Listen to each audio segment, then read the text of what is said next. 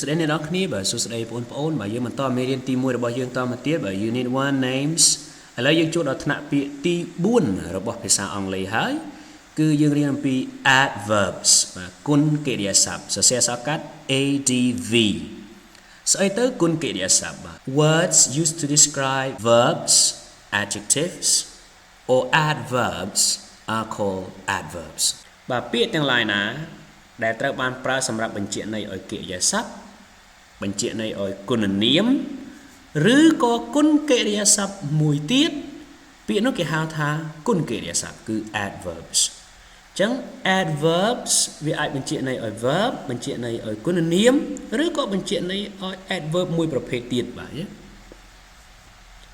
But here are some adverbs យើងមាន adverb មួយចំនួនបាទនេះគឺជា adverb មួយចំនួនដែលអ្នកគ្នាគួរតែយកវាធ្វើដើមទុនសម្រាប់រៀនទៅថ្នាក់ខ្ពស់ៗបាទដូចជា here so almost wrong occasionally often not easily there really hard right sometimes seldom fully happily away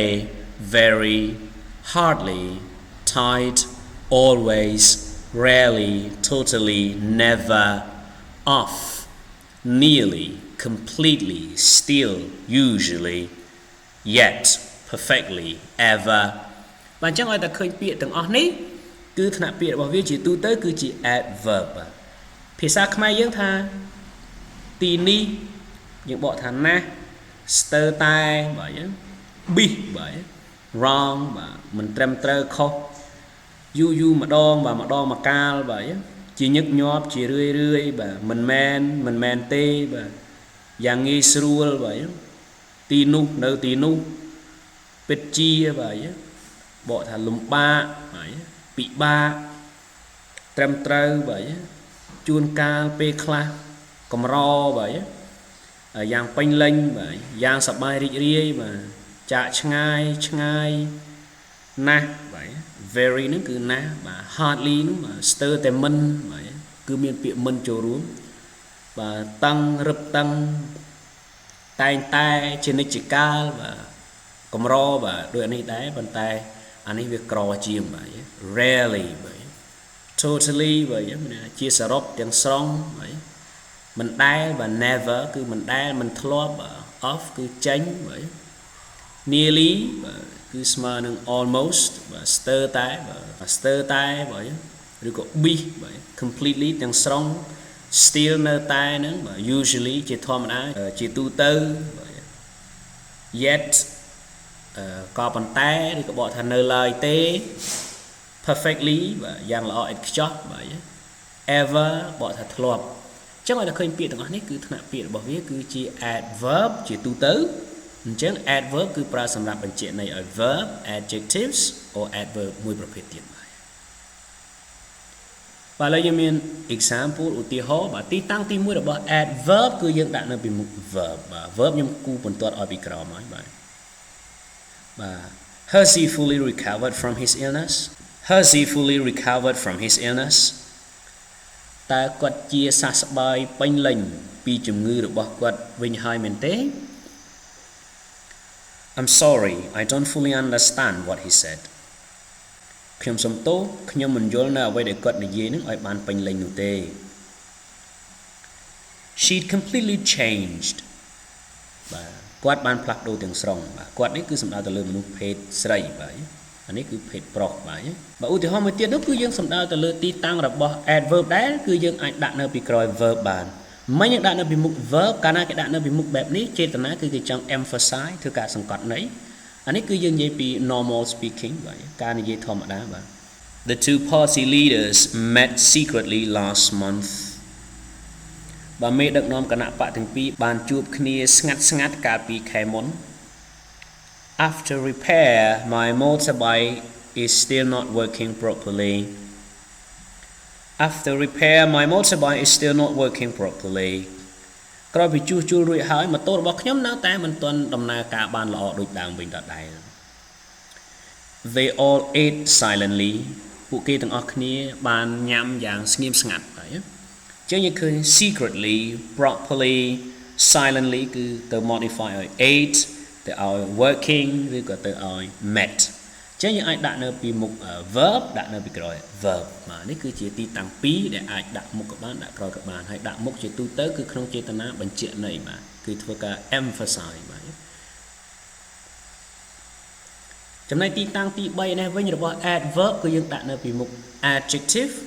he is a very good man គាត់គឺជាបុរសម្នាក់ដែលមានលក្ខណៈសម្បត្តិល្អពិត he is a very good man he said he didn't care about it but I believe he was secretly delighted he said he didn't care about it but I believe he was secretly delighted គាត់និយាយថាគាត់មិនខ្វល់អំពីរឿងហ្នឹងទេក៏ប៉ុន្តែខ្ញុំជឿថាគាត់លួចសប្បាយចិត្តស្ងាត់ៗ she is a fully qualified teacher she is a fully qualified teacher បាទគាត់គឺជាគ្រូម្នាក់ដែលមានគុណសម្បត្តិពេញលេញបាទ fully នេះគឺទៅ modify ឲ្យ qualified very or good secretly or delighted ទីតាំងទី4របស់ adverb គឺយើងឲ្យ adverb ទៅបញ្ជាក់ន័យឲ្យ adverb មួយទៀតបាទឧទាហរណ៍បាទ he drove the car incredibly slowly បាទគាត់បើកបរឡានយឺតមិនគួរឲ្យជឿបាទ incredibly មានន័យថាមិនគួរឲ្យជឿបាទ slowly យ៉ាងយឺតអញ្ចឹងមានន័យថាវាយឺតហើយធ្វើយឺតរហូតដល់យើងមានអារម្មណ៍ថាមិនគួរឲ្យជឿតែគាត់អាចធ្វើបានបាទ incredibly slowly things are changing very rapidly បាទរឿងរ៉ាវនានាកំពុងតែផ្លាស់ប្ដូរយ៉ាងលឿនរហ័សខ្លាំងបំផុតបាទ very rapidly បាទ rapidly នោះមានយ៉ាងលឿនទៅហើយបាទដល់ពេល very នោះមានណាស់ឬក៏បំផុតនឹងឯងបាទ she can type so fast she can type so fast គាត់អាចវាយអក្សរបានលឿនខ្លាំងណាស់ she can type so fast បាទទីតាំងទី5របស់ adverb វិញនោះគឺយើងដាក់នៅពីមុខ preposition ឬក៏ពីមុខ conjunction ដើម្បីបញ្ជាក់ន័យ preposition ឬក៏ conjunction នោះបាទ we arrived at the airport just in time to catch the plane we arrived at the airport just in time to catch the plane ពួកយើងបានមកដល់ព្រលានយន្តហោះចំពេលដែលយន្តហោះចាក់ចេញល្មមហើយ he plays only with that toy car គាត់លេងតែជាមួយរថយន្តជ័រមួយនោះបាទ I got this job completely by chance ខ្ញុំទទួលបានការងារនេះដោយចៃដន្យទាំងស្រុងបាទអញ្ចឹង only គឺទៅ modify with just គឺឲ្យ in completely ឲ្យ by ចឹងយើងឃើញថា adverb មានទីតាំង5កន្លែងសំខាន់សម្រាប់ឲ្យអ្នកនរគ្នាគួរយល់ដឹងពីវា